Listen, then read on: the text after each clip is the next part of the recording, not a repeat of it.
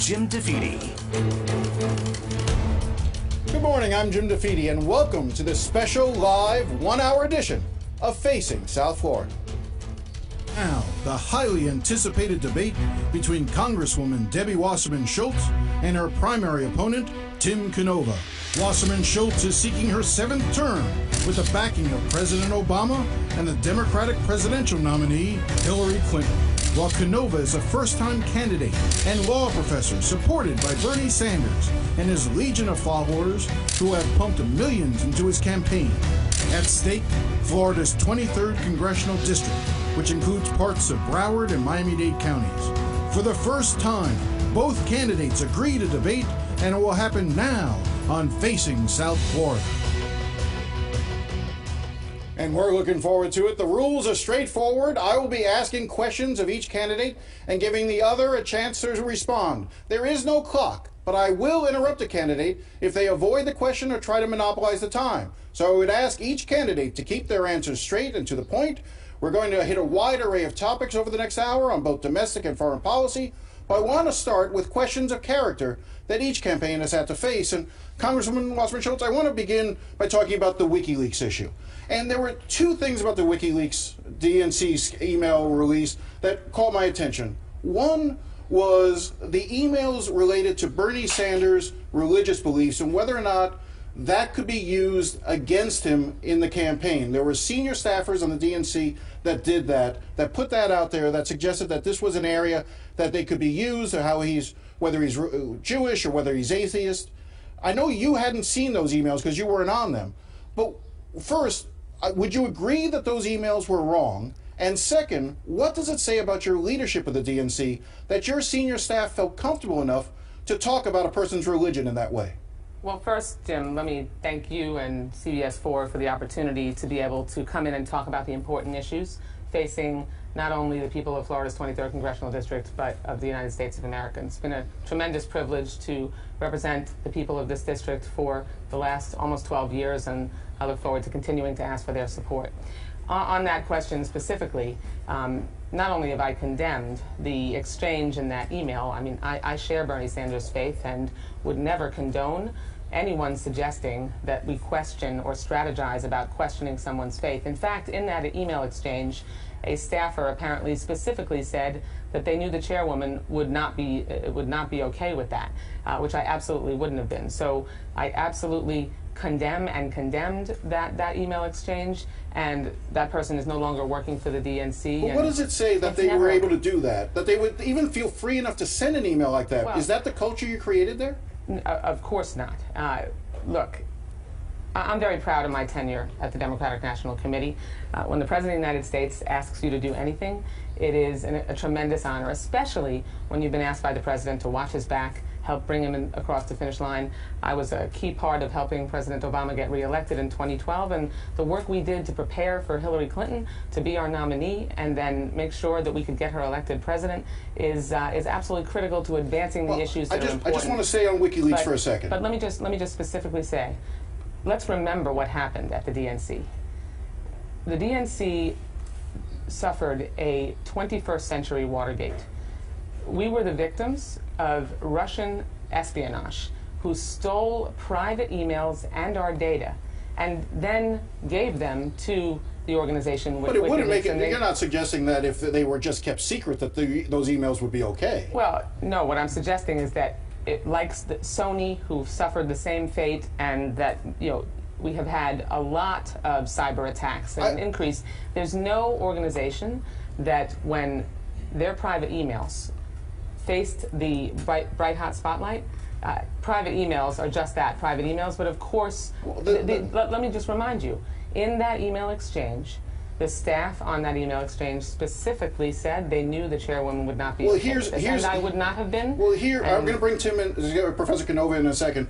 But here's an email exchange you were part of, which dealt with your opponent.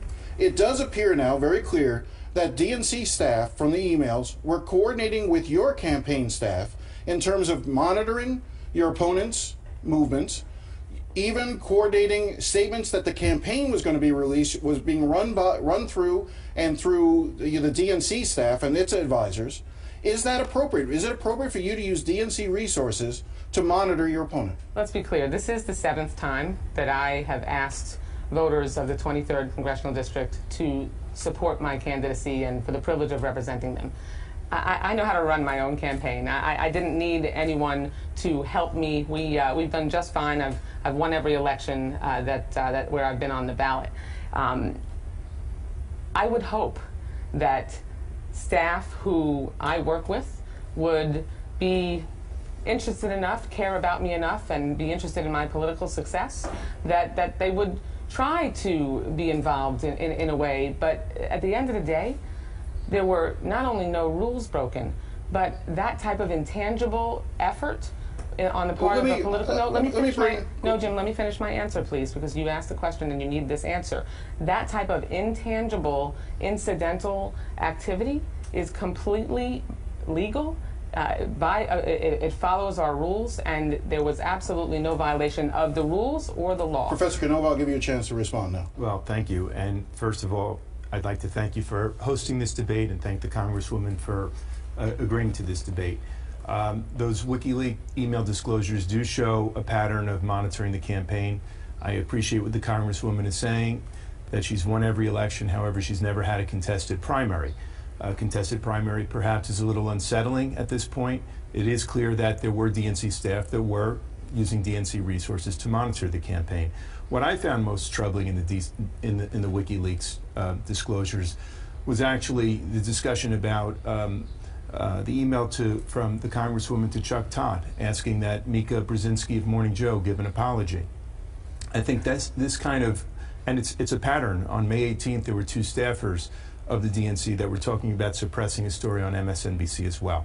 I just think this doesn't show a real commitment to free speech and open discussion. I'll give you a quick chance to respond, but then I want to come back to him and start talking about some of his issues. The people of Florida's 23rd District, who I've had the privilege of representing, they know that the issues that are important in this campaign that will decide who it is, and that they'll decide on who it is that will best represent them, focus on who do they know will continue to go to bat for them on creating jobs, on protecting Social Security, on making sure that there's a strong voice standing up for Israel. No, we're going to get to all those issues. But my specific response is that we have an election that is going to be decided in the next 2 weeks, and it will be decided and should be decided not on the content of private emails that were stolen by Russian spies, but on who is best suited and the most prepared and has the most experience to represent this district and be their voice. May I interject? May I just respond and say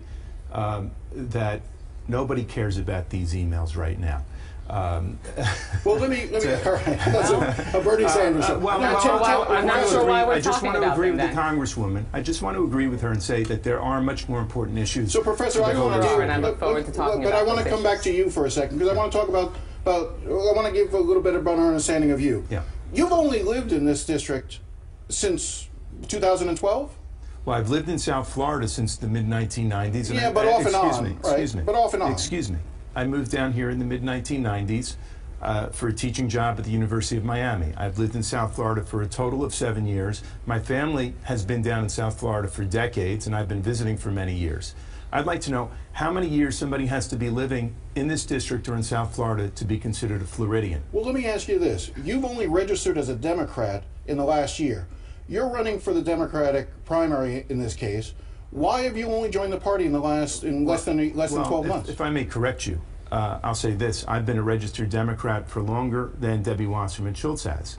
I was working on Capitol Hill for Paul Tsongas, the late U.S. Senator from Massachusetts, as a legislative aide when my opponent was still in high school. I've been a registered Democrat for more years. It is true that I registered independent for one election cycle, and quite frankly, it was from dissatisfaction with this Democratic Party. A feeling, you know, please, the Congresswoman has spoken for a while. It was a feeling that the Democratic Party had moved away from me. It had become much more corporate dominated, quite frankly, under the Congresswoman's leadership at the DNC. And I felt a frustration that millions of people around this country have felt with the Democratic Party. And I'm very proud that I made a decision to re-register Democrat and to fight for the Democratic Party. You've raised almost $3 million, most of it from small donors. Yes. Can you sit here and tell me right now what percentage of your donors come from outside of Florida? Oh, I think about 10% come from within Florida, and we have far more donors in the state of Florida than Congresswoman Wasserman Schultz does. And how many from within the district would you say have contributed? I have not broken it down and analyzed that. I guess I'm trying to understand is, are you really just a vessel for the basically the anti-Debbie Wasserman Schultz people around the country, the Bernie people who are so angry at her that they want to basically use you as an instrument to attack her? You're less a candidate than you are a revenge cycle for Bernie Sanders. I don't see that at all. You know, if I had a different kind of politics, I would not get this kind of support nationwide that I have. The fact is, I've had a career for many years, for decades, working as a scholar, an activist, and both writing and working for change within the financial system. I've got a national reputation and have for many years. Well, I just want to ask you how well you know this district. Do you know who the mayor of Southwest Ranches is?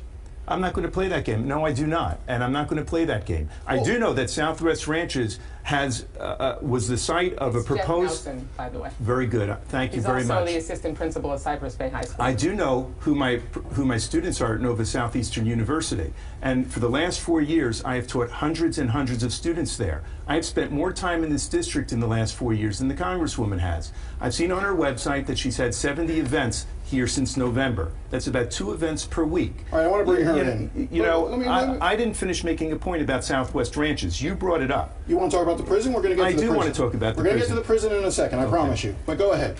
Jim, I've been a lifelong Democrat. There isn't one minute since I have been a registered voter that I have not been not only a Democrat, but a liberal Democrat who's not afraid to say it out loud.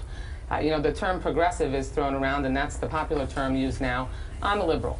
I embrace the L word. And not only have I represented this community in the State House, in the State Senate, and now in the United States Congress, I've raised my family here.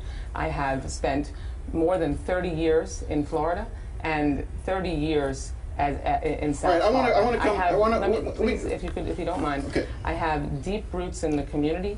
I've knocked on thousands and thousands of doors, been in the homes of my constituents. I need to, just for time purposes. And that is a huge I want to come to you on money. So, do I get a chance to respond and say this, that Hillary Clinton lived in New York for very little time when she ran for U.S. Senate. And as far as trying to say that I have not been civically engaged, as my opponent has time and again, it really is an insult to teachers everywhere. President Obama and Elizabeth Warren were both law professors prior to going into politics. Well, I want. We're going to get to more, but I have to move on to another topic that I wanted. The reality is my opponent has not been involved in the community at all. Let me go to a topic. He's not a registered Democrat from when he got here. Hold on one second. And that's what voters need to know.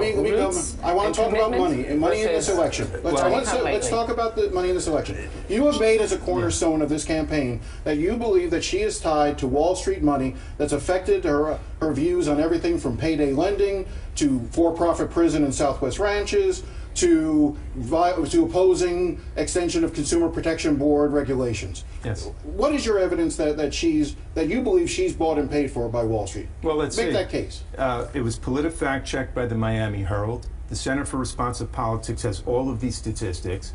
And for her entire career, she has raised millions of dollars from the largest corporations and Wall Street banks. Even this year, she's raised hundreds of thousands of dollars through a political action committee. She's raised hundreds of thousands of dollars from the wealthiest contributions, $2,000 or more.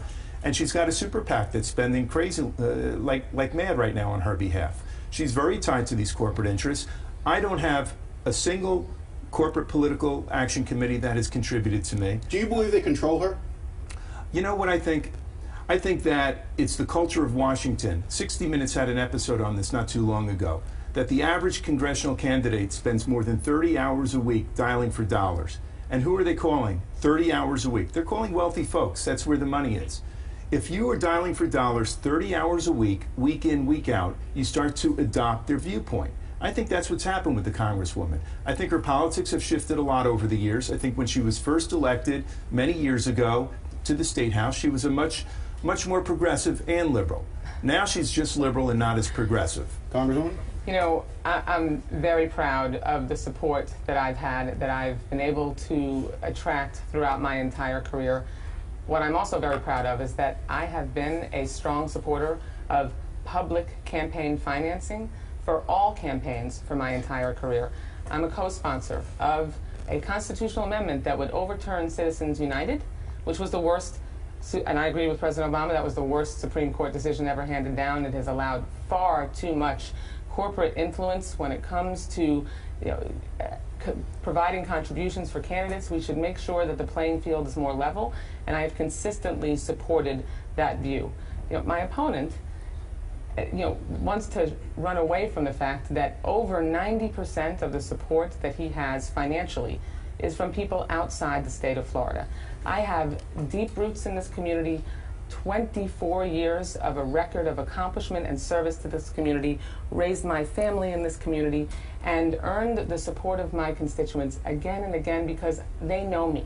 They know that I've gone to bat on the issues that are the most important to them, and they know that they can count on me and that I've had their back. One of the issues that your opponent has raised was your support in 2011, and I think we have actually the letter that you and Senator Bill Nelson signed supporting the for-profit prison to be built in Southwest Ranches. Was that support in 2011 a mistake? First of all, let's be clear on what that center was. That was an immigration detention center. It was not a prison. And so I know that but there's a big difference between an immigration detention center and a prison. There are prisons all the way out west. But it was a for-profit entity that was going to run it.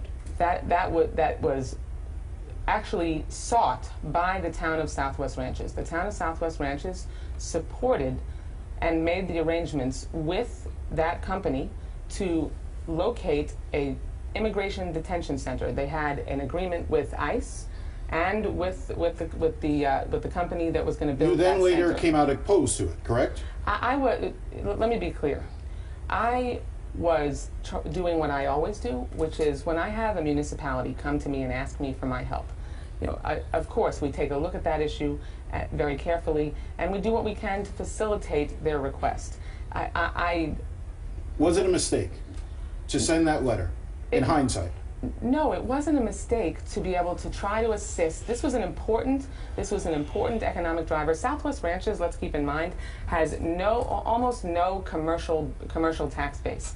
They only have about 7,000 people that live in Southwest Ranches, and so this was an opportunity for them to be able to generate revenue and also have a low impact. I need to bring him in, then we need to take a break. Go ahead. I would like to. A low-impact facility like a detention center, let me bring him in. which was not going to house criminals. Let me bring him in. Go ahead. I would like to get a word in edgewise at this point.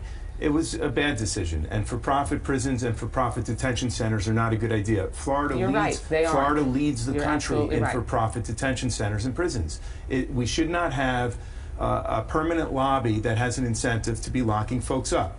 As far as I'd like to answer the question about where my donors come from, I'm very proud that I have a national donor base. My opponent wants a national donor base and has one herself. She does direct mail all over the country. She seems upset that suddenly I'm doing very well at the game that she was doing as far as raising money nationally from small donors. And the reason I have a national donor base is because my opponent has been a leader nationally, and her leadership has been seen to be a failed leadership. And that's why I'm very proud to have the support of Americans all over the country, and these are working Americans, nurses and teachers. I got to take a break here. We're late for our first commercial break. We'll come back, we'll pick up, we'll do more. We'll be right back with more of this debate.